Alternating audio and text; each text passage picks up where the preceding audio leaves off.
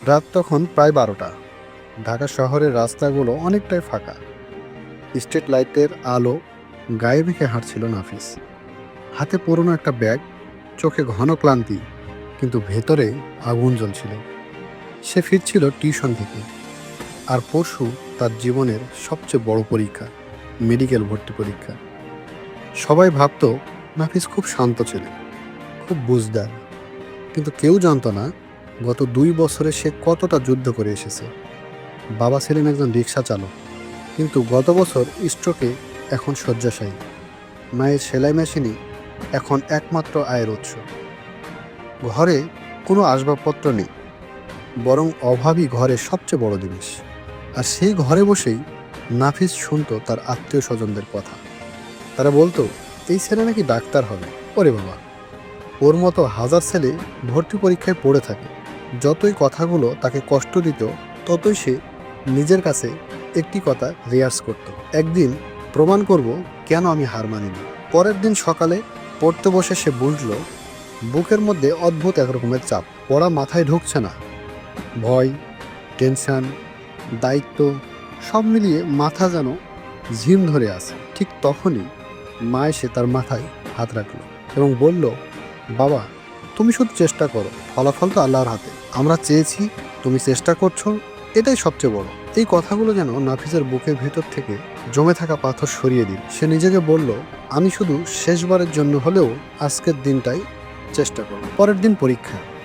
সেন্টারের সামনে এসে দেখল হাজার হাজার ছাত্রছাত্রী, সবাই যেন এক একটা যোদ্ধা।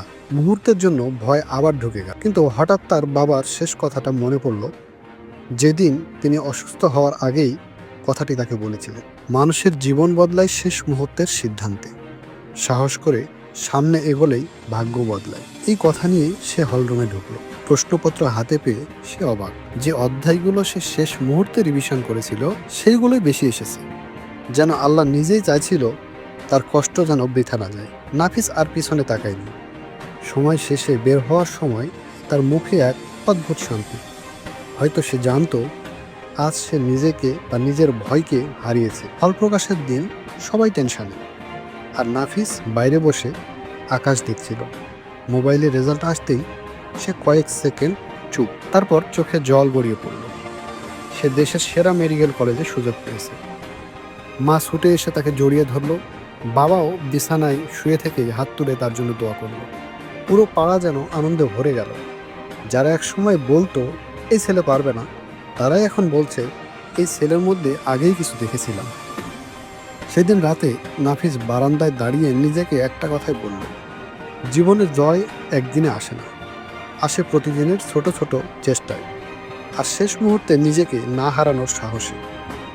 গল্পটি থেকে মূল শিক্ষাটা হচ্ছে, আপনার অবস্থান যাই হোক, সফলতা শুরু হয় আপনার চেষ্টার সিদ্ধান্ত থেকে। ভয়, চাপ আর অভাব সবকিছু জিতে যায় যখন মানুষ নিজের ভিতরের আগুনকে জ্বালিয়ে রাখে। কখনোই শেষ মুহূর্তকে ছোট ভাববেন না। অনেক সময় সেখানেই লুকিয়ে থাকে জীবনের মোড় ঘোরানোর শক্তি।